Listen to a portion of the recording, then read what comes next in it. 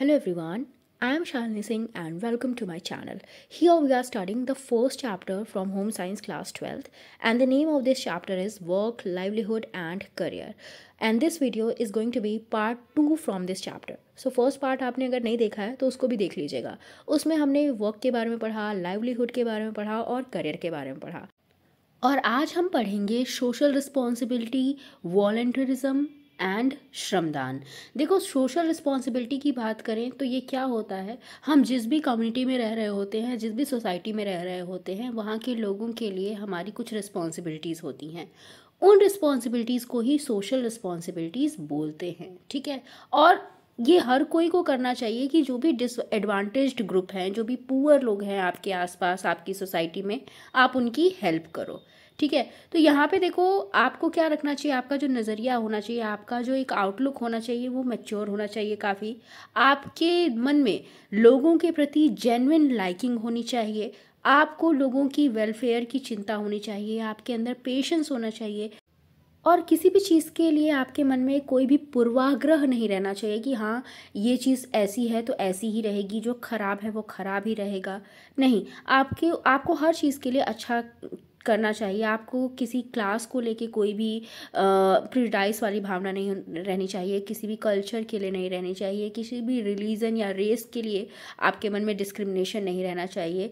और एक आपके मन में ही होना चाहिए कि आप की कुछ रिस्पॉन्सिबिलिटी है सोसाइटी के लिए, जिसको आपको पूरा करना है. The ability to work in difficult condition, accepting and tolerating people is required of social work. तो देखो, सोशल वर्क के लिए ज़रूरी है कि आप डिफ़िकल्ट कंडीशन में भी काम कर पाओ, आप लोगों को एक्सेप्ट कर पाओ, प्रॉब्लम्स को एक्सेप्ट कर पाओ, बर्दाश्त कर पाओ. तो ये सारी चीज़ें अगर आपके अंदर हैं तो इसका मतलब आप एक अच्छे सोशल वर्कर बन सकते हो.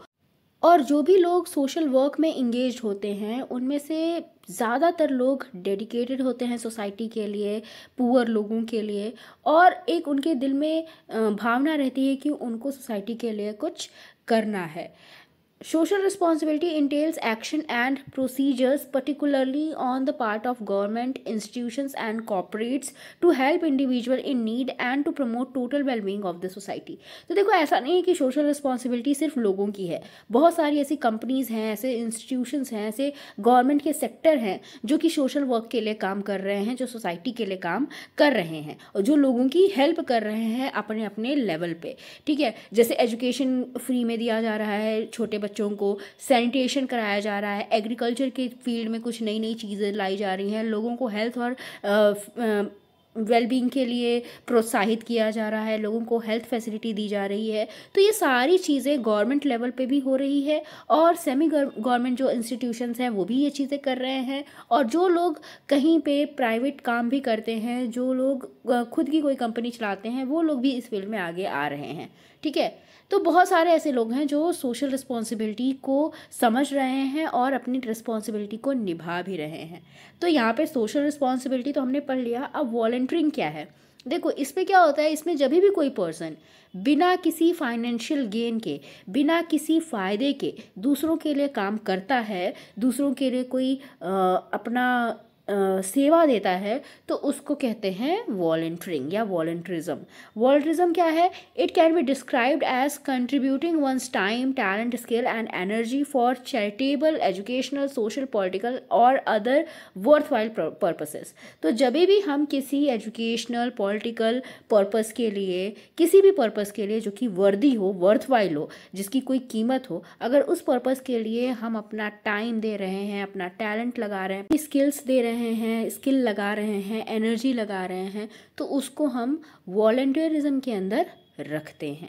ठीक है. तो बहुत सारे ऐसे वॉलंटियर्स आजकल आपको देखने को मिलेंगे हर फील्ड में, मेडिसिन की फील्ड में, एजुकेशन की फील्ड में, डिज़ास्टर रिलीफ के फील्ड में. और बहुत सारी ऐसी कैलमिटीज़ जब होती हैं तो वहाँ बहुत सारी ऐसी जो डिज़ास्टर्स होते हैं या कोई भी दुर्घटना, एक्सीडेंट वगैरह होता है, तो वहाँ पे बहुत सारे वॉलंटियर्स आजकल देखने को मिल जाते हैं जो कि काम करते हैं लोगों की वेलफेयर के लिए, लोगों की अच्छाई के लिए.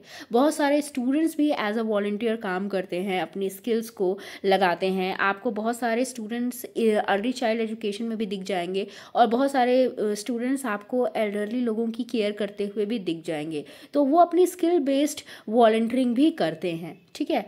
और बहुत सारे एरियाज़ हैं जहाँ पे वॉलंटियर्स होते हैं, जैसे इन्वायरमेंटल वॉलंटियरिंग भी होती है। आपसे ये भी पूछा जा सकता है कि इन्वायरमेंटल वॉलंटियरिंग क्या होती है। तो जब भी इन्वायरमेंट के लिए, इन्वायरमेंट को साफ रखने के लिए, इन्वायरमेंट का जो लगातार मॉनिटरिंग होता है, देखा जाता है कि इन्वायरमेंट में प्रदूषण का लेवल कितना है, और जो भी चीज़ें होती हैं इन्वायरमेंट की सुधार के लिए, जैसे घास फूस हटाना हो गया, लोगों को एजुकेशन देना हो गया इन्वायरमेंट से रिलेटेड, तो ये सारी चीज़ें इन्वायरमेंटल वॉलंटियर्स करते हैं, ठीक है। उसके अलावा ई वॉलंटियरिंग भी कोई चीज़ होती है जहाँ पे लोगों को टेली ट्यूटरिंग दी जाती है, कंप्यूटर्स और इंटरनेट की शिक्षा दी जाती है, और कंप्यूटर्स और इंटरनेट के थ्रू ही उनको सिखाया जाता है, उनकी हेल्प की जाती है, ठीक है। इसके बाद आता है हमारा श्रमदान। श्रमदान क्या है? श्रम का मतलब होता है जब आप कोई काम कर रहे होते हो तो उसको श्रम बोलते हैं। दान मतलब जब आप उसको किसी को देते हो। तो जब भी आप अपने काम को दान करते हो, कहीं पे सेवा करते हो, तो उसको हम श्रमदान बोलते हैं, ठीक है। सेवा और service to other has been undertaken by innumerable person for this purpose. It is believed that सेवा help to relax the mind and makes one less self-centered. तो जब आप सेवा करते हो ना, तो ये इससे आपका माइंड भी रिलैक्स होता है और आप थोड़े से सेल्फ सेंटर्ड कम होते हो। मतलब इस तरह तो हमेशा आप अपने बारे में ही सोचते रहते हो ना, लेकिन जब सेवा का भाव आता है ना, तो आप अपने बारे में नहीं, दूसरे के बारे में ज़्यादा सोच रहे होते हो। तो सेवा में सोशल सर्विस भी आ जाती है, जो एक सेल्फलेस एक्टिविटी है, जहाँ पे आप खुद के बारे में नहीं सोचते, आप दूसरों के बारे में सोचते हो, दूसरों के लिए कुछ क्रिएटिविटी वाला काम करते हो। आपका इनोवेशन और आपकी क्रिएटिविटी दोनों किसके लिए होती है? दूसरों के लिए होती है, सोसाइटी के लिए होती है, ठीक है। श्रमदान क्या है? श्रम का मतलब हमें पढ़ ही लिया कि हमारे एफर्ट्स, हमारा काम क्या होता है, श्रम। दान मतलब डोनेट करना, कोई भी चीज़ का डोनेशन देना।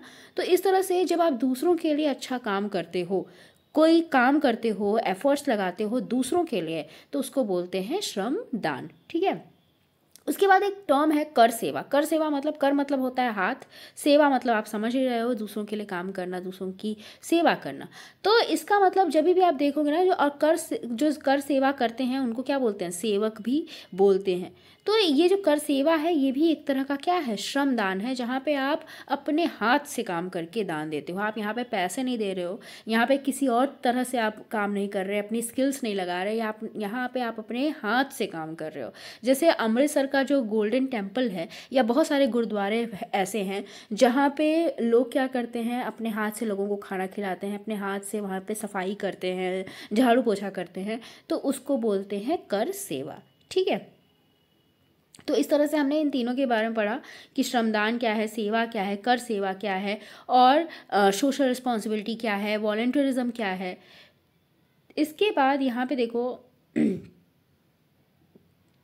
हाँ, अब इसके बाद देखो यहाँ पे श्रमदान के बारे में और चीज़ें बताई गई है कि श्रमदान एक स्ट्रेस बस्टर के रूप में भी काम करता है। कभी कभी आपको दूसरों की सेवा करके अच्छा लगता है, आपको अगर स्ट्रेस भी हो रहा होता है, तो वो स्ट्रेस क्या हो जाता है? गायब हो जाता है।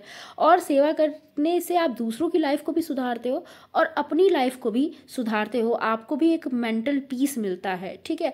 आपको एक जो आपके ऊपर प्रेशर रहता है लाइफ का, वो भी आपको थोड़ा सा कम लगने लगता है। In recent times, corporate social responsibility is being increasingly integrated into business by large companies with a view to sharing their profits with society. तो आजकल जो बहुत बड़ी बड़ी कंपनीज है ना, वो लोग भी क्या कर रहे हैं, उनको जो भी प्रॉफिट हो रहा है उसका वो कुछ पार्ट सोसाइटी को दे देते हैं, ठीक है। अपने प्रॉफिट का कुछ हिस्सा वो सोसाइटी को दे देते हैं। Corporate leaders and companies take responsibility for the impact of their activities on the consumers, employees, communities, stakeholders and all other members of the public and environment. तो ये अगर जो भी काम कर रहे होते हैं, जो भी इनकी एक्टिविटीज़ होती है, उसकी रिस्पॉन्सिबिलिटी लेते हैं कौन? कॉर्पोरेट लीडर्स, कंपनीज, ये खुद रिस्पॉन्सिबिलिटी लेती हैं अपनी एक्टिविटीज़ का, और लोगों के लिए और इन्वायरमेंट के लिए ये कुछ अच्छा करती हैं। कभी कभी ये अपने प्रॉफिट का एक बड़ा हिस्सा भी लोगों को और इन्वायरमेंट को दान दे देती हैं। ठीक है, तो इस तरह से बहुत सारे ऐसे ये लोग जो कंपनीज़ हैं बहुत सारे ऐसे प्रोग्राम चला रही है, जैसे एजुकेशनल प्रोग्राम हो गए, ट्राइबल और रूरल एरियाज़ के लिए हेल्थ प्रमोशन प्रोग्राम हो गए, और जो न्यूट्रिशन से रिलेटेड प्रोग्राम हो गए, non formal education, income generation की एक्टिविटी लोगों को सिखाना, लोगों के अंदर एक इको फ्रेंडली प्रैक्टिस को जनरेट करना, लोगों को सिखाना कि कैसे आप इन्वायरमेंट को बचा सकते हो, वाटर कंजर्वेशन सिखाना, इन्वायरमेंट की साफ़ सफाई सिखाना, तो ये सारी चीज़ें ये कंपनीज करती हैं। ठीक है, this create opportunities for person with interest and aptitude in social service and community welfare, sustainable development and environmental management. तो इस तरह से जो लोग हैं जिनके अंदर थोड़ा भी इंटरेस्ट है, एप्टीट्यूड है, वो भी सोशल सर्विस के लिए आगे आते हैं, कम्युनिटी वेलफेयर के लिए अपना योगदान देते हैं। ठीक है, इसके बाद हमारे यहाँ पे कुछ एक्टिविटीज़ हैं इस बुक में। इसके बाद हमारा नेक्स्ट टॉपिक है ट्रेडिशनल ऑक्यूपेशन ऑफ इंडिया। आपको पता है कि इंडिया का आर्ट और कल्चर ना बहुत ज़्यादा रिच है। हमारे इंडिया में जितनी वेराइटीज़ हैं, जितने कल्चर्स हैं, शायद ही उतने किसी कंट्री में देखने को मिले। तो यहाँ पे हम इंडिया के आर्ट एंड कल्चर की बात करेंगे, एग्रीकल्चर की बात करेंगे। तो सबसे पहले जब हम एग्रीकल्चर की बात करते हैं ना, तो भारत में ज़्यादातर लोग एग्रीकल्चर में इन्वॉल्व हैं। और ये जो एग्रीकल्चर है ना, ये किस पे डिपेंड करता है? क्लाइमेटिक कंडीशन पे, मतलब जलवायु पे डिपेंड करता है। और एग्रीकल्चरल एक्टिविटी के लिए जो क्लाइमेट कंडीशन चाहिए, वो क्लाइमेटिक कंडीशन हमारी इंडिया में है। और जो पॉपुलेशन रूरल एरियाज में रहती है, उस पॉपुलेशन का 70% एग्रीकल्चर करता है। 70% रूरल पॉपुलेशन का मेन सोर्स ऑफ इनकम क्या है? एग्रीकल्चर है, फार्मिंग है। ठीक है, और हमें पता है ना कि बहुत सारे जो लोग हैं जो कि एग्रीकल्चर में इन्वॉल्व हैं, ज़रूरी नहीं कि उनकी खुद की ज़मीन है, वो दूसरों की ज़मीनों पे भी खेती करते हैं। इस वजह से बहुत ज़्यादा उनको फ़ायदा नहीं हो पाता, वो सिर्फ अपने खाने पीने तक का ही पा पाते हैं। Some farmers produce cash crops for sale in urban markets. बहुत सारे ऐसे भी फार्मर्स हैं जो कि कैश क्रॉप्स को उगाते हैं। कैश क्रॉप्स मतलब जिनको वो बेचते हैं, यूज़ खुद नहीं करते, बेचते हैं इनको शहरी मार्केट्स में और फिर उनसे इनको पैसा मिलता है। अब कैश क्रॉप्स कौन सी हैं? जैसे टी हो गई, कॉफ़ी हो गई, रबड़ हो गया, कार्डमम हो गया, ये सब कैश क्रॉप में आता है। अब इससे क्या होता है? इससे बहुत ज़्यादा भारी मात्रा में हमारे देश को फॉरेन एक्सचेंज मिलता है। क्यों? क्योंकि फॉरेन में भी ये क्रॉप्स जो है जाती हैं, ये चीज़ें जाती हैं। India is the largest producer of cashew nut, coconut, milk, ginger, turmeric and black pepper in the world. काजू का, कोकोनट का, इन सब का इंडिया जो है लार्जेस्ट प्रोड्यूसर है। पूरे वर्ल्ड में इतना ज़्यादा काजू, कोकोनट, दूध, अदरक, हल्दी या काली मिर्च कहीं और नहीं होता। It is one of the largest producers of fruits and vegetables, spices and condiments and T. तो मसालों का, चाय का, फ्रूट और वेजिटेबल का भी बहुत बड़ा प्रोड्यूसर है भारत। और इसके अलावा फ़िशिंग वगैरह भी यहाँ पे बहुत ज़्यादा होती है, क्योंकि हम जो है कोस्ट लाइन से हमारा इंडिया का एरिया बहुत ज़्यादा लगता है, जिसकी वजह से फ़िशिंग यहाँ पे बहुत ज़्यादा होती है। उसके बाद अगर हम हैंडीक्राफ्ट की बात करें, एग्रीकल्चर के बाद अगर हम हैंडीक्राफ्ट की बात करें, तो बहुत ज़्यादा पुराने समय से हमारे यहाँ लोग हैंडीक्राफ्ट कर रहे हैं। हमारी इंडियन आर्ट्स और क्राफ्ट जो है ना बहुत पॉपुलर है इंटरनेशनल मार्केट्स में। और इसकी वजह से रूरल जो फोक है, जो रूरल जनजाति है, उनको क्या मिलता रहता है? पैसा मिलता रहता है, उनको लाइवलीहुड के लिए साधन मिलते रहते हैं। इसके अलावा वुड क्राफ्ट भी हमारे यहाँ होता है, pottery, metal craft, jewellery making, Ivory craft, com craft, glass और पेपर का क्राफ्ट भी होता है, वीविंग, डाइंग, प्रिंटिंग, ये सब भी हमारे यहाँ होता है। टेराकोटा, सोला पीता क्राफ्ट, धुरीज, ये सब हमारे यहाँ होता है। रग्स एंड कारपेट्स भी बनाए जाते हैं।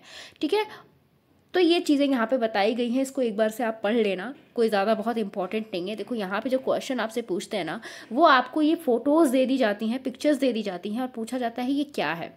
जैसे आपको ये पिक्चर दे दी गई और आपसे पूछा गया ये क्या चीज़ है, तो आप बताओगे ये शोला क्राफ्ट है, कहाँ का? उड़ीसा का।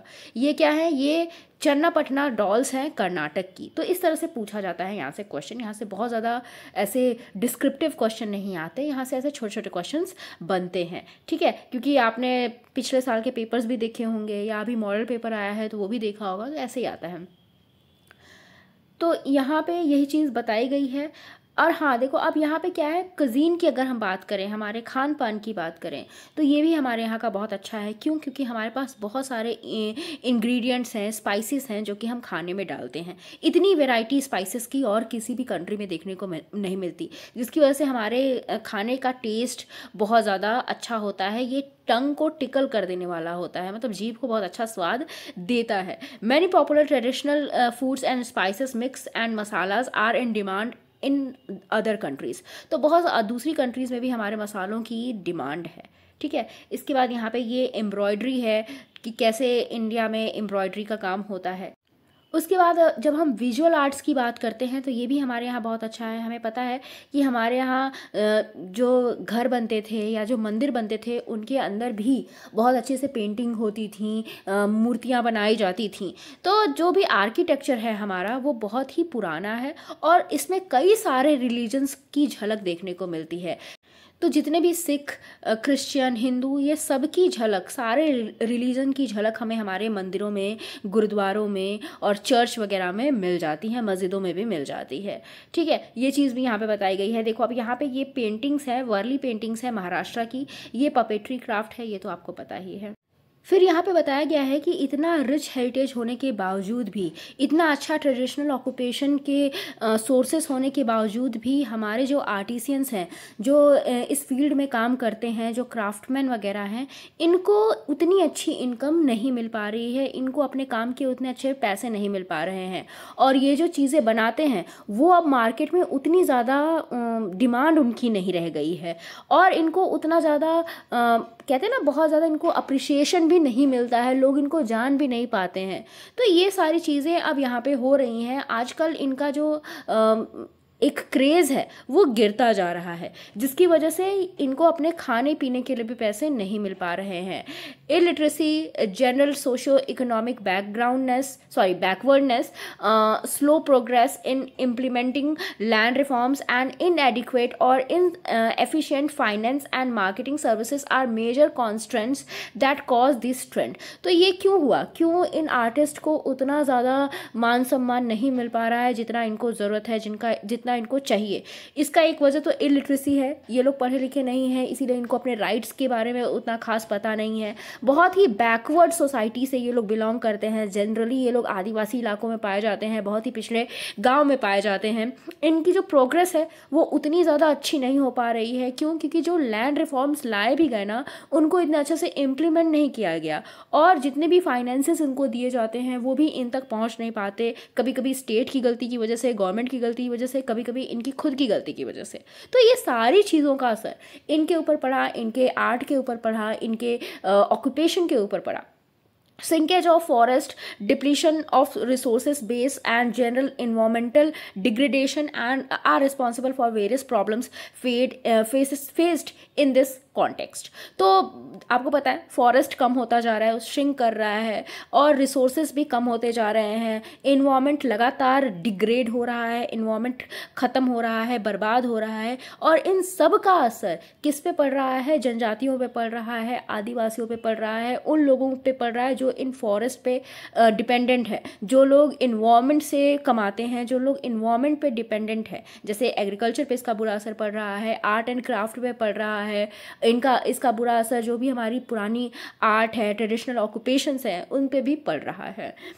These are tremendous challenges and indicate an urgent need for the revival and sustaining of the indigenous knowledge, know-how and skills which are fast losing ground। तो बहुत ज़्यादा ज़रूरत है कि हम इन चीज़ों को रिवाइव करें। मतलब रिवाइव करने का मतलब कि जो भी चीज़ें बिगड़ रही हैं, इन्वायरमेंट ख़राब हो रहा है, उसको हम सही करें, लोगों को ज्ञान दें, लोगों को समझाएं, उनके स्किल्स को बचा के रखें ताकि उनकी स्किल्स ख़त्म ना हो।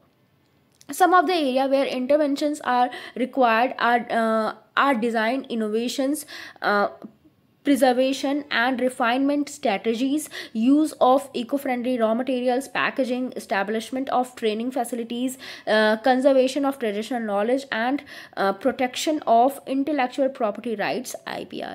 तो इसके लिए बहुत सारी चीज़ें करने की ज़रूरत है, जैसे इनोवेशन लाने की ज़रूरत है कि ये लोग अपने डिज़ाइन को और ज़्यादा इनोवेट करें और भी ज़्यादा अच्छी अच्छी चीज़ें बनाएं, स्ट्रैटेजीज़ को और अच्छा करने की ज़रूरत है ताकि हम क्या करें, इन्वायरमेंट को प्रिजर्व कर सके, जो भी हमारे फॉरेस्ट हैं उनको बचा सके। अब जो भी रॉ मटेरियल यूज़ हो रहा है वो भी इको फ्रेंडली होना चाहिए ताकि इसका बुरा असर पर्यावरण पे ना पड़े। पैकेजिंग भी अच्छी होनी चाहिए, लोगों को ट्रेनिंग दी जानी चाहिए। अब जो लोग इन सब आर्ट में लगे हुए हैं उनको ट्रेनिंग मिलनी चाहिए कि वो कैसे इनोवेशन ला पाएँ अपने आर्ट में, कैसे वो और ज़्यादा अच्छा कर पाएँ। इसके अलावा जो भी फॉरेस्ट डिग्रेड हो रहा है उसके लिए भी वॉलंटियर्स लगाए जाने चाहिए, उसके लिए भी उनको ट्रेनिंग दी जानी चाहिए। जो भी ट्रेडिशनल नॉलेज है उसको भी कंजर्व करने की बात होनी चाहिए। ऐसा नहीं कि अपनी ट्रेडिशनल चीज़ों को भूल जाएं, हम भूल जाएं कि क्या होता है बैम्बू क्राफ्ट, क्या होता है विजुअल आर्ट, ये सब को बढ़ावा देने की कोशिश करनी चाहिए। ठीक है, तो इसीलिए आज का जो यूथ है उसको बताया जाना चाहिए कि हमारा आर्ट क्या था, हमारा हेरिटेज क्या था, और उनको ये भी बताया जाना चाहिए कि कैसे उस आर्ट में ये लोग खुद अपना करियर बना भी सकते हैं। In addition such efforts and initiatives will go a long way to enhance the income generation potential of rural folks. तो बहुत सारे इनिशिएटिव्स और एफर्ट्स लेने की ज़रूरत है ताकि जो भी रूरल जनजाति है, जो भी रूरल फोक है, उनको भी इनकम मिल सके, वो भी अपने लिए इनकम जनरेट कर सके, उनकी जो भी पोटेंशियल है उसका उनको लाभ मिले। और गवर्नमेंट ऑफ इंडिया भी इस एरिया में बहुत सारे एफर्ट्स ले रही है, इस डायरेक्शन में बहुत सारी चीज़ें कर रही है।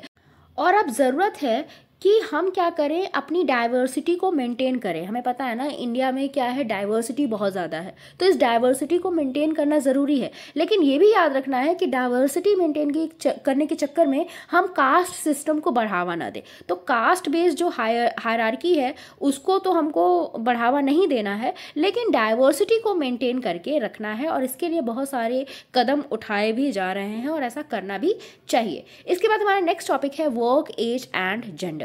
तो आपको पता है वर्क जो होता है वो एज और जेंडर के हिसाब से होना चाहिए। मतलब अगर आप छोटे बच्चे हो तो आपको बहुत ज़्यादा भारी काम नहीं करना है, ना ही आपसे कराया जा सकता है।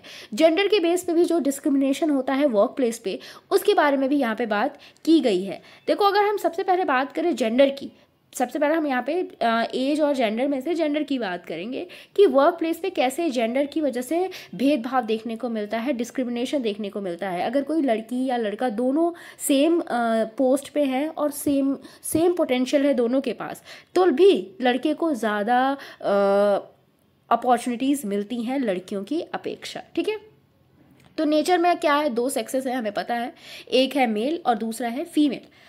तो इंडिया का जो सुप्रीम कोर्ट है उसने एक तीसरा जेंडर भी बनाया जिसको हम ट्रांसजेंडर बोलते हैं। तो ये अब जाके हुआ है, लेकिन जनरली क्या होते हैं, हमारे पास दो जेंडर ही होते हैं, मेल और फीमेल, और तीसरा है ट्रांसजेंडर। ठीक है, अब दो टर्म है हमारे पास, एक होता है सेक्स और एक होता है जेंडर। अब ये दोनों में क्या अंतर है, दोनों आपको लगेगा कि दोनों तो सेम ही है, लेकिन दोनों में अंतर है। जो सेक्स और जेंडर है ना, ये ज़्यादातर हम लोग क्या करते हैं, इंटरचेंजेबली यूज़ कर लेते हैं। कभी हम सेक्स को जेंडर की जगह पे यूज़ कर देते हैं और कभी कभी जेंडर को सेक्स की जगह पे यूज़ कर देते हैं, लेकिन दोनों की मीनिंग में बहुत अंतर है। अगर हम सेक्स की बात करते हैं तो ये बायोलॉजिकल कैटेगराइजेशन है, हम मेल हैं या फीमेल है ये हमारे रिप्रोडक्टिव ऑर्गन से पता चलता है। लेकिन जब हम जेंडर की बात करते हैं तो जेंडर क्या है, ये सोशल आइडेंटिटी है, हमें ये समाज से पता चलता है कि हम मेल हैं या फीमेल हैं, या अगर हम मेल हैं तो हमारा क्या काम है, फीमेल है तो हमारा क्या काम है। तो इस तरह से हम कह सकते हैं कि जो सेक्स है वो XX क्रोमोसोम और XY क्रोमोसोम का क्या है की वजह से है। ठीक है, XX है तो इसका मतलब फीमेल, XY है तो मेल। ठीक है, in every society the social and cultural practices determine how various genders are expected to behave and the type of work they do, thus constructing the identity of individuals right from an early age, which slowly continues to impact all throughout their growth and development। लेकिन जब हम gender की बात करें तो ये social और cultural practices हैं हमारी, मतलब हमें हमारी कल्चर से, हमारी सोसाइटी से पता चलता है कि हमारा जेंडर क्या है, और हमें अपनी जेंडर के हिसाब से ही काम करना पड़ता है। और हमारे हमारी आइडेंटिटी भी हमारे जेंडर के हिसाब से ही होती है, और हमें बहुत छोटी उम्र से ही ये बताया जाने लगता है कि हम लड़का है तो हमारा क्या काम है, लड़की है तो हमारा क्या काम है। और धीरे धीरे जो ये हमारा जेंडर है ये हमारे ओवरऑल ग्रोथ और डेवलपमेंट को प्रभावित करता है। The members of any society और community are expected to perform their roles in particular ways as demanded by social and cultural traditions, thereby creating and establishing norms of gender role identity। तो इस तरह से हम किसी भी society या community के मेंबर क्यों ना हो, हर सोसाइटी में एक रोल डिवाइड होता है कि लड़का है तो उसको ये करना है, लड़की है तो उसको ये काम करना है, और उसी तरह से हमारा आइडेंटिटी भी बनता जाता है। यही चीज़ यहाँ पे आगे बताई गई है। Over period of time these norms and practices become stereotyped and then it is considered the normal and expected behaviour from each one of its member. तो धीरे धीरे जो भी रोल्स बनाए जाते हैं जेंडर से रिलेटेड, वो पहले तो क्या होते हैं कि बताया जाता है कि आप लड़का हो तो ये करना है, लड़की हो तो ये करना है।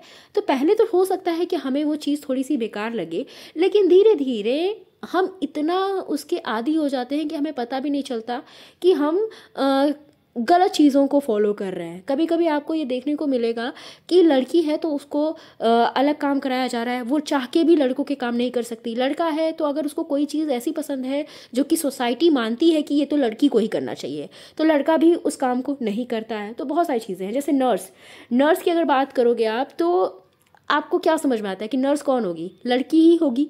लड़के अगर नर्स बनने की बात करें तो शायद ये कहा जाए उन्हें कि नहीं, नर्स तो लड़कियां होती हैं, लड़के नहीं होते। पहले तो टीचर्स भी लड़कियां ही बनती थी, लड़के नहीं बनते थे। अब लेकिन चीज़ें काफ़ी चेंज हुई हैं, धीरे धीरे हो सकता है चीज़ें और ज़्यादा चेंज हो। Although these norms and practices are not written down and there is no rule book for these, they are generally passed on from one generation to another and continues to be practices। हालांकि जो rules है gender से related कि लड़का एक किसी particular काम को करेगा, लड़की नहीं, और लड़की किसी पर्टिकुलर काम को करेगी, लड़का नहीं, इसकी कोई रूल बुक नहीं है। ये जनरली बस पास होती जा रही है एक जनरेशन से दूसरी जनरेशन पे, और लगातार हम इस चीज़ों को करते जा रहे हैं बिना कुछ सोचे।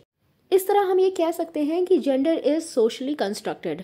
जेंडर को कौन बनाता है? सोसाइटी बनाती है। और जो भी ये एक्सपेक्टेशंस हैं जो हमारी जेंडर को लेके होते हैं, अगर हम उससे कुछ भी हट के करें, कुछ भी अलग करें जो कि ट्रेडिशनल नहीं है, जो कि अनकन्वेंशनल है, तो फिर उसको क्या समझा जाएगा? गलत समझा जाएगा हमारी सोसाइटी द्वारा। However with time roles and behaviours are evolving resulting in continuity with change. तो अभी समय के साथ साथ धीरे धीरे जो जेंडर रोल्स हैं उसमें बदलाव आया है। अब तो लड़कों के काम लड़कियां करती हैं, लड़कियों के काम लड़के भी करते हैं।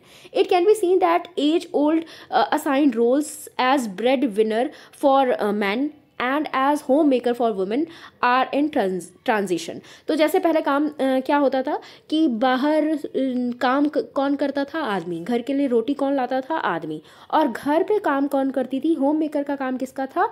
वुमेन का था। लेकिन आज ये रोल भी किस में है? ट्रांजिशन में है। मतलब ये चीज़ें भी अब क्या हो रही हैं? बदल रही हैं। अभी पूरी तरह बदला तो नहीं है, लेकिन बदल रही हैं। However in India women have all along been engaged in production and in some societies even in marketing। तो आज इंडिया की बात करें या बहुत दूसरी कंट्रीज़ की भी बात करें तो बहुत सारी वुमेन हैं जो कि बाहर काम कर रही हैं, और मार्केटिंग की फील्ड में भी बहुत सारी वुमेन आपको देखने को मिलेंगी। कई औरतें आपको मल्टीनेशनल कंपनीज़ की सीईओज़ के पोस्ट पे भी मिलेंगी। In rural India women are intensively and extensively involve in agriculture and animal husbandry. तो अगर हम रूरल एरिया की भी बात करें तो यहाँ पे भी जो औरतें हैं वो एग्रीकल्चर में और एनिमल हस्बेंड्री में इन्वॉल्व हैं। मतलब ऐसा नहीं कि औरतें सिर्फ घर पे काम कर रही हैं, वो बाहर जाके खेती भी कर रही हैं, जानवरों को भी देख रही हैं। और अर्बन एरिया की बात करें तो यहाँ पे भी औरतें जो है वो अपना कंट्रीब्यूशन दे रही हैं फैमिली की इनकम में। और बहुत सारी ऐसी फैमिलीज़ भी हैं जहाँ पे वुमेन ही सोल ब्रेड अर्नर्स हैं, मतलब वुमेन ही कमाने वाली हैं, मेल कमाने वाले नहीं हैं। ठीक है। Despite their active participation in earning and contributing to the family resources, freedom to make decisions and vogue to independence are denied to women। देखो इनका पार्टिसिपेशन इतना ज़्यादा है, ये अर्निंग में भी पार्टिसिपेट कर रही हैं और सोसाइटी में भी बहुत सारा कंट्रीब्यूशन दे रही हैं, लेकिन फिर भी आज भी इनको डिसीजन लेने की फ्रीडम नहीं है, आज भी इनको उतनी ज़्यादा इंडिपेंडेंस नहीं है जितना ये डिज़र्व करती हैं। आज भी वुमेन क्या है, पावरलेस है। The need of the hour is to educate and empower women and give them their rightful voice and place in society. तो इस समय की नीड ये है कि वुमेन को भी एम्पावर किया जाए और उनको जो भी उनका सोसाइटी में स्थान है वो उनको मिले। Women cannot be empowered until the work they do at home is valued and is considered equivalent to paid work। तो वुमेन देखो तब तक empowered नहीं हो सकती जब तक उनके काम को वैल्यू ना मिले। जैसे अगर वो घर पे भी काम कर रही है ना, तो उनको ऐसा समझा जाए कि वो उतना ही ज़रूरी है जितना कि पेड वर्क। मतलब अगर मेल बाहर जाके कमा रहे हैं तो उनका कमाने वाला काम और वुमेन द्वारा किया जाने वाला घर पे काम, वो दोनों की वैल्यू क्या होनी चाहिए, सेम होनी चाहिए। जब तक दोनों काम की वैल्यू सेम ना हो, वुमेन के काम की और आदमी के काम की, तो फिर तब तक वुमेन को एम्पावर नहीं किया जा सकता। The work perform by women as home maker has rarely been valued और even counted as an economic activity. तो अगर हम जो घर पे औरतें काम करती हैं उनके काम को हम उतनी वैल्यू नहीं देते और उनको हम एक इकोनॉमिक एक्टिविटी की तरह काउंट भी नहीं करते। क्यों? क्योंकि उससे उन्हें कोई पैसा नहीं मिलता। However there is a saying, money saved is money earned. लेकिन एक कहावत भी है ना कि मनी को बचाना भी मनी कमाने जैसा ही है। तो जो वुमेन है वो घर पे होम मेकर का काम करती हैं तो वो मनी को बचाती भी हैं। तो इसी वजह से ये कहा जा सकता है कि उनका कंट्रीब्यूशन भी उतना ही है जितना कि पेड वर्क करने वाले का, जितना कि बाहर काम करने वाले का। ठीक है, क्योंकि जो वुमेन होती हैं वो घर पे डोमेस्टिक वर्क भी करती हैं, साथ ही साथ फैमिली को सपोर्ट भी देती हैं और वो हर लाइफ की हर स्टेज पे, चाहे वो मदर हो, सिस्टर हो, डॉटर हो, वाइफ हो, ग्रैंड मदर हो, हर स्टेज पे वो कुछ ना कुछ काम करती रहती हैं। Such contribution help other member of the family to perform their roles and duties more efficiently. तो अगर औरतें काम नहीं करेंगी ना, तो बाकी जो मेल मेंबर हैं या दूसरे अर्निंग मेंबर हैं फैमिली के, वो भी उतने अच्छे से काम नहीं कर पाएंगे। क्योंकि अगर आपकी मम्मी आपको खाना बना के ना दे तो शायद आप उतने अच्छे से पढ़ाई नहीं कर पाओगे। आपके पापा को टिफ़िन ना मिले या खाने के लिए ना मिले तो वो शायद ऑफिस में उतने अच्छे से काम नहीं कर पाएंगे। Therefore, domestic work done by women needs to be valued as an economic contribution and productive activity। इसी वजह से जो भी घर पे काम किया जा रहा है औरतों द्वारा, उसको भी वैल्यू देनी चाहिए, उसको भी इकोनॉमिक कंट्रीब्यूशन समझा जाना चाहिए, उसको भी एक प्रोडक्टिव एक्टिविटी समझा जाना ज़रूरी है। Women's participation in the work outside the home has helped emancipate the women as well as improve the family's resources। तो कुछ औरतें ऐसी भी हैं जो कि बाहर जाके काम करती हैं, तो इससे वुमेन की पर्सनालिटी तो डेवलप होती ही है, वुमेन अपने लिए तो काम करती ही है, लेकिन फैमिली की रिसोर्स में भी एक इम्प्रूवमेंट होती है वुमेन के काम करने से। Women have started participating in each sector of the economy, many of them occupying senior position. आज इकोनॉमी के जितने भी सेक्टर्स हैं ना, उन सब में आपको वुमेन का पार्टिसिपेशन देखने को मिलेगा और आपको ये भी देखने को मिलेगा कि वुमेन बहुत ही सीनियर पोजीशंस पे हैं। However this has placed a double burden on women, और इसकी वजह से वुमेन पे डबल बर्डन आ गया। अब उनको घर का भी काम करना पड़ता है और बाहर का भी काम करना पड़ता है। अब नेक्स्ट टॉपिक है हमारा issues and concerns related to women and work, कि कौन कौन से इश्यूज़ हैं, कौन कौन सी ऐसी चीज़ें हैं, गलत चीज़ें जो कि वुमेन को फेस करनी पड़ती हैं जब वो काम पे जाती हैं। तो opportunities of participation by women in the labor market have declined and they have been marginalized due to the need for skilled workers. तो देखो वुमेन को ना बहुत कम अपॉर्चुनिटीज़ मिलती हैं बाहर, जब वो मार्केट में जाती हैं काम करने के लिए जाती हैं तो उनको बहुत कम अपॉर्चुनिटीज़ मिलती हैं। और क्या क्या कहा जाता है कि लोगों को, कंपनीज को स्किल्ड वर्कर्स की ज़रूरत है और वुमेन को स्किल्ड वर्कर्स के रूप में कभी समझा ही नहीं जाता है। Therefore to safeguard the interest of women, training facilities to develop skill need to be increased। इस वजह से वुमेन की जो इंटरेस्ट है, वुमेन के जो हक है, उनको सुरक्षित रखने के लिए ज़रूरी है कि ट्रेनिंग फैसिलिटीज़ डेवलप की जाए जिससे वुमेन को स्किल्स सिखाई जाए, उनको ट्रेनिंग दी जाए। Primary earning member are considered to be men and women's earning are considered supplementary and secondary, and even if they are sole bread earner they do not have a similar standing in the market। तो देखो अगर family में mail भी कमा रहा है और female भी कमा रही है तो मेल की अर्निंग को प्राइमरी समझा जाएगा और वीमेन की अर्निंग को सेकेंडरी समझा जाएगा। और अगर वो सोल ब्रेड अर्नर भी हैं, मतलब इकलौती कमाने वाली भी है घर की, तभी भी उनको उतनी वैल्यू नहीं मिलती जितनी कि मेल को मिलती है. Some of the other issues concerning women in modern India are stress and adverse effect on health, security and safety at workplace without gender discrimination, maternity benefits and social support for child care. तो आज भी बहुत सारी समस्याएं हैं जो कि women को फेस करनी पड़ती हैं जब वो बाहर जाती हैं. तो देखो, उनको स्ट्रेस फेस करना पड़ता है, हेल्थ पे जो बुरा असर पड़ता है लगातार काम करने की वजह से बाहर भी और घर भी, तो वो भी उनको फेस करना पड़ता है. उनको सिक्योरिटी और सेफ्टी की ज़रूरत है वर्क प्लेस पे, कि उनके साथ किसी भी तरह का जेंडर डिस्क्रिमिनेशन ना हो. सिर्फ वो लेडी हैं, वो फीमेल हैं, इस वजह से उनसे कोई अपॉर्चुनिटी न छीनी जाए. भले ही उनके पास पूरा उस जॉब से रिलेटेड स्किल हो, उनके पास डिग्री हो, लेकिन फिर भी उनको ये जॉब इसलिए ना मिले कि वो क्या है, विमेन है. और उनको मैटर्निटी बेनिफिट्स भी मिलने चाहिए. जैसे अगर उनको प्रेग्नेंट है वो, अगर उनको बच्चा होने वाला है, तो उनको जो भी बेनिफिट्स होते हैं वो मिलने चाहिए. सोशल सपोर्ट भी मिलना चाहिए बच्चे की केयर के लिए, कि उनकी जो भी कंपनी है, जो भी ऑर्गेनाइजेशन है, वो बच्चे की केयर के लिए भी support they. Constitutional right acts and the state initiatives. अब यहाँ पे कुछ वो बताया जाएंगे कि कौन कौन से राइट्स है वुमेन के, कौन कौन से एक्ट्स लाए गए हैं वुमेन के लिए, और कौन कौन से स्टेट के द्वारा इनिशिएटिव्स लिए जा रहे हैं वुमेन के लिए. It is important to note that the Constitution of India guarantees equality to both men and women in all walks of life, including guaranteeing equal opportunity for all citizens in matter relating to employment or appointment to any office under the state, and forbids discrimination in respect of of any employment or office on ground of caste, creed, color, race or sex.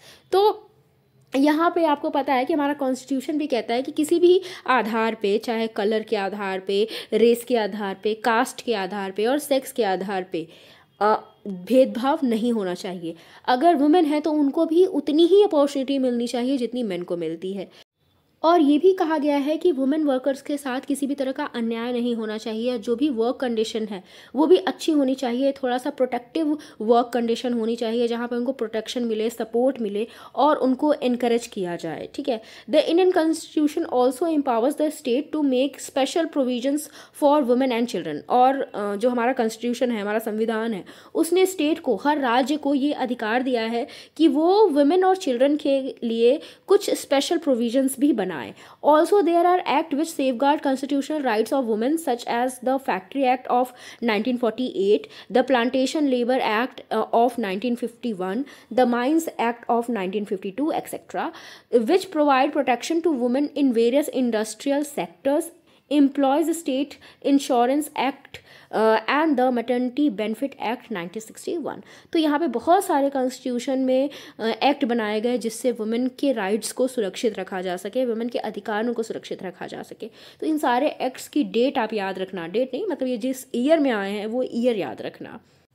Article 16(1) of the Constitution of India guarantees equality of opportunity for all citizens in matter relating to employment and appointment in any office under the state. तो इस article में ये बताया गया है कि constitution ने ये गारंटी दी है कि हर किसी को बराबरी मिलेगी. जितने भी सिटीजन हैं वो सब बराबर हैं जब उनको एम्प्लॉयमेंट मिल रही है. तो एम्प्लॉयमेंट मिलते समय या किसी ऑफिस में जो भी स्टेट के अंदर है, जो भी सरकार के अंदर है, उसमें काम लेते समय किसी भी तरह का भेदभाव किसी के साथ नहीं किया जाना चाहिए, चाहे वो जाति के भेद की वजह से हो, चाहे सेक्स की वजह से हो. Beside this, Section 48 of Factories Act states that creches should be mentioned if more than 30 women are employed in an industry or factory. तो यहाँ पे ये भी कहा गया है, जो फैक्ट्री एक्ट का सेक्शन 48 है, उसमें ये भी बताया गया है कि अगर किसी कंपनी में 30 से ज़्यादा महिलाएं काम कर रही हैं तो वहाँ पे क्रेचेस भी होने चाहिए. क्रेचेस आपको पता है, जैसे बालवाड़ी टाइप का होता है जिसमें छोटे बच्चों को रखा जाता है. तो अगर 30 से ज़्यादा वुमेन हैं तो वहाँ पे उन वुमेन के छोटे छोटे बच्चे भी होंगे, तो उन बच्चों के लिए क्रेचेस भी वहाँ पे होने चाहिए, ताकि जब ये औरतें काम करें तो इनके बच्चों को प्रॉपर देखभाल मिल सके. और ये जो क्रेच है इसमें 6 साल से कम के बच्चे रखे जाने चाहिए. Many state initiatives were taken to improve the condition of women in employment and in need of employment. बहुत सारे स्टेट इनिशिएटिव्स भी लिए गए हैं जिसमें वुमेन की कंडीशन को सुधारने की बात की गई है कि जो भी वुमेन एम्प्लॉयमेंट में है या जिनको भी एम्प्लॉयमेंट की ज़रूरत है तो उनको कैसे एम्प्लॉयमेंट के अवसर दिए जाए।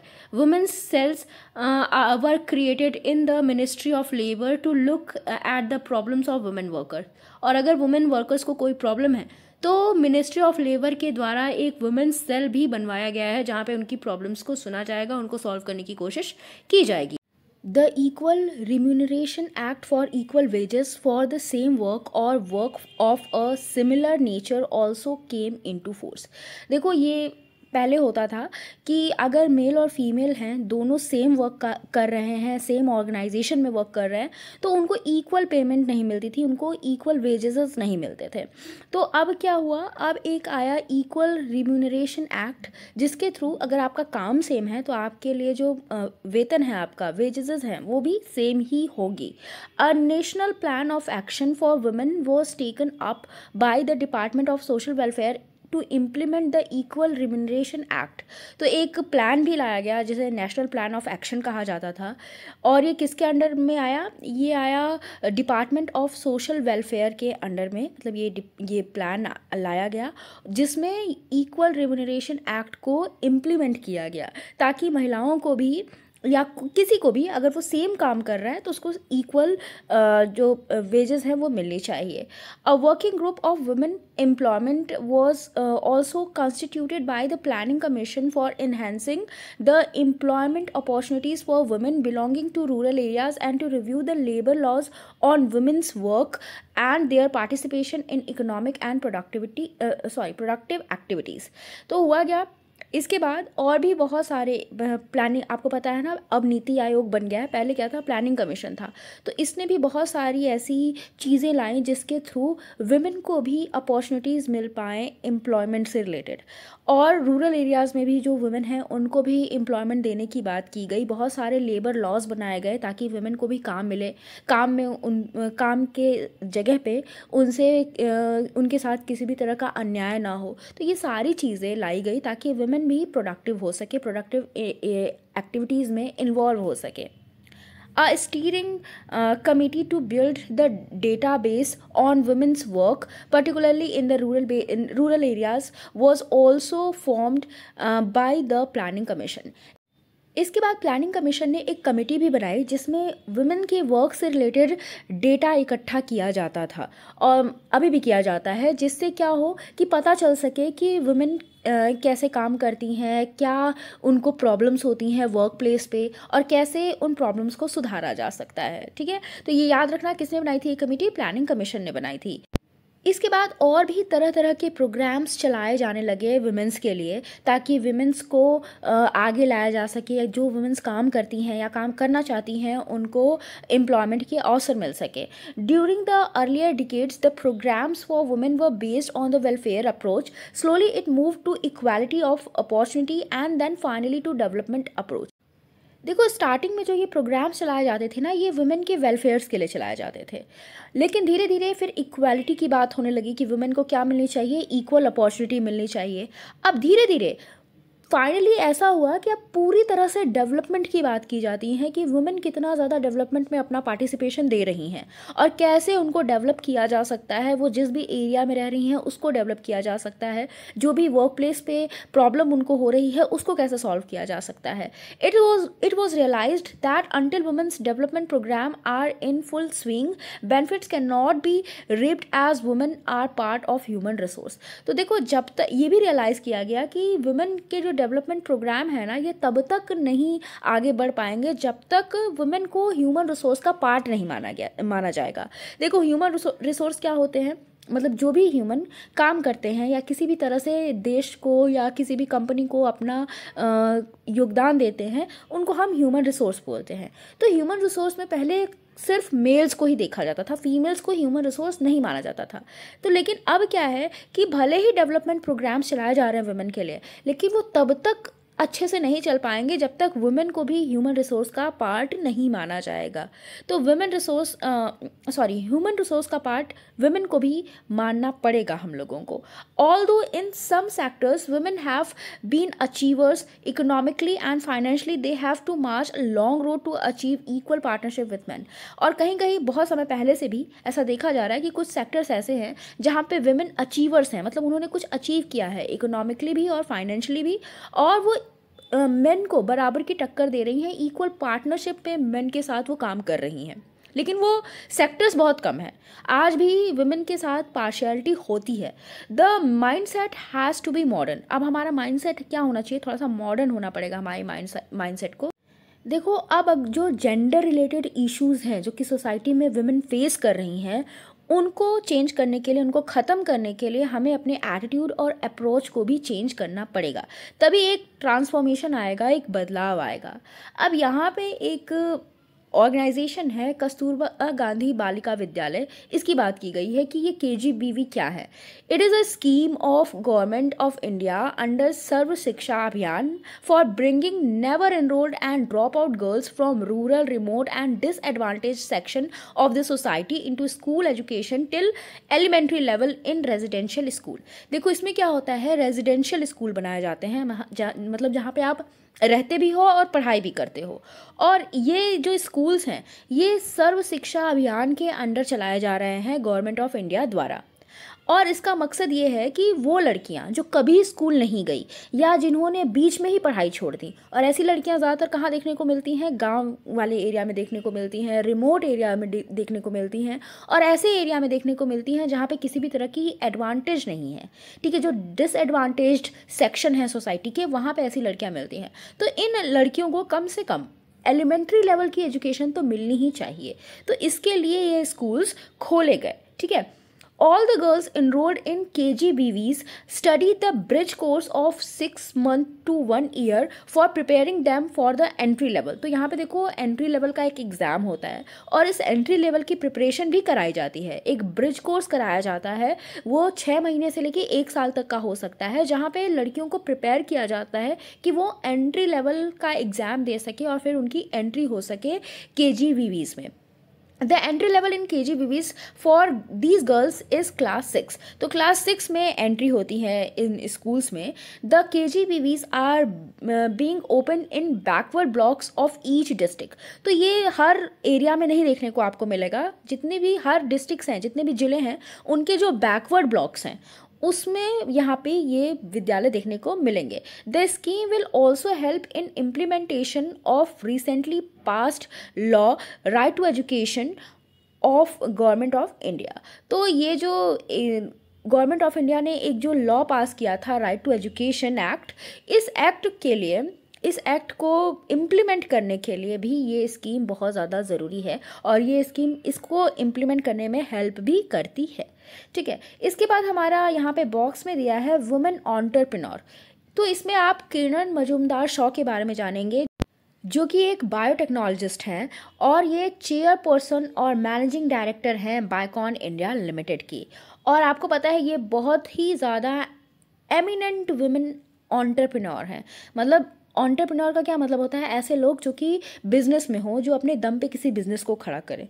तो ये जो है ये बहुत ज़्यादा एमिनेंट है, बहुत ज़्यादा लोग इनको जानते हैं, बहुत ज़्यादा पॉपुलर हैं ये। किरण मजूमदार शॉ ने अपना professional career as a trainee brewer start किया था, कहाँ पे, कार्ल्टन एंड यूनाइटेड बेवरेजेस में। और 1978 में उन्होंने अपनी कंपनी खड़ी की जिसका नाम था Biocon India limited. Under her leadership, Biocon has transformed to an integrated biopharmaceutical company with strategic research initiatives। तो बहुत सारे इन्होंने ये काम किए और इन्हीं की लीडरशिप में बायकॉन जो है एक बहुत अच्छी इंटीग्रेटेड बायोफार्मास्यूटिकल कंपनी के रूप में उभर के सामने आई। और इसके जो रिसर्च इनिशिएटिव्स थे वो भी बहुत ज़्यादा स्ट्रैटेजिक थे, मतलब बहुत ज़्यादा स्ट्रैटेजी इन्होंने फॉलो की थी। Today Biocon is India's pioneering enterprises. तो आज भी ये बहुत बड़ी कंपनीज में से एक है।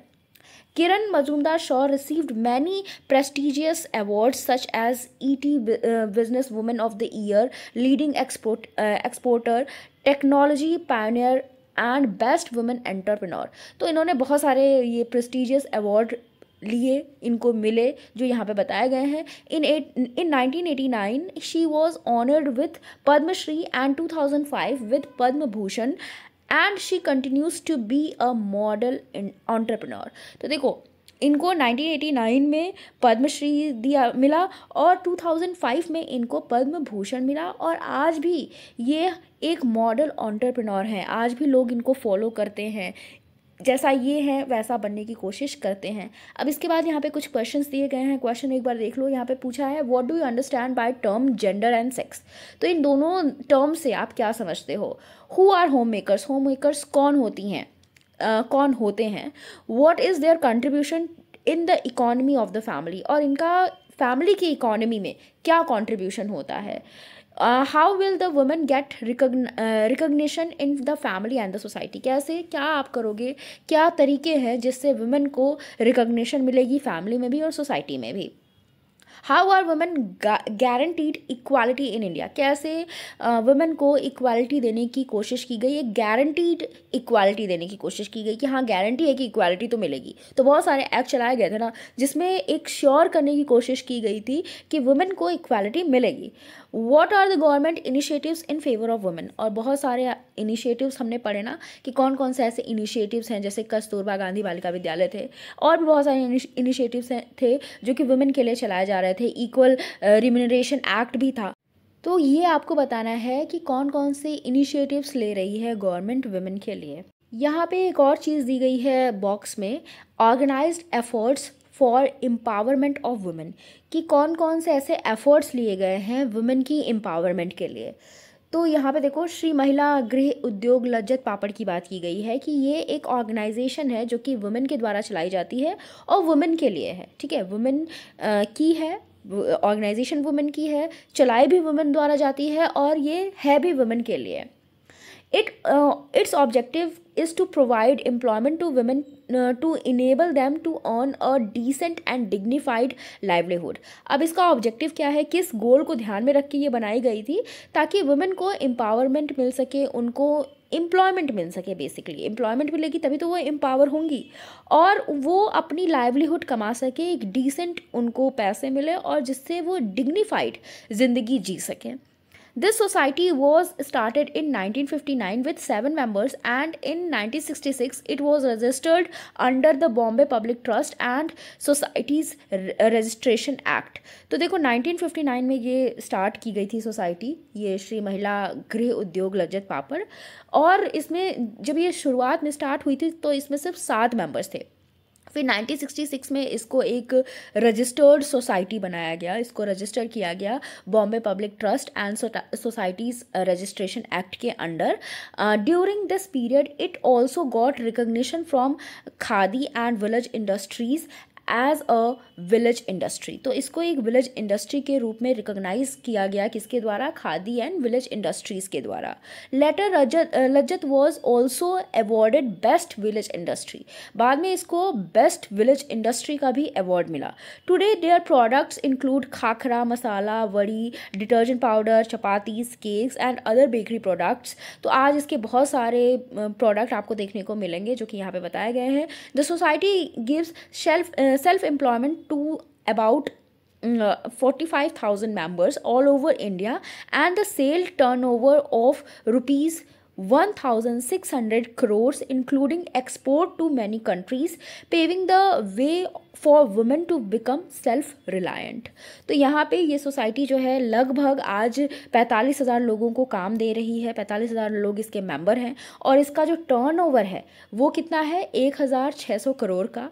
और इसमें बहुत सारी कंट्रीज़ हैं जहाँ पे ये अपने सामान को भेजती है, और ये वुमेन को सेल्फ रिलायंट बनाने के लिए भी बहुत अच्छा काम कर रही है। सेल्फ रिलायंट मतलब कि आप खुद पे रिलाई करो, आप अपने ऊपर निर्भर रहो। तो वुमेन को अपने ऊपर निर्भर बनाने के लिए ये जो ऑर्गेनाइजेशन है, ये जो सोसाइटी है, बहुत अच्छा काम कर रही है। ठीक है, इसके बाद हमारा नेक्स्ट टॉपिक है child labour and children's work. इसको हम नेक्स्ट वीडियो में पढ़ेंगे। आई होप जो भी हमने आज पढ़ा वो सब आपको समझ में आया हो।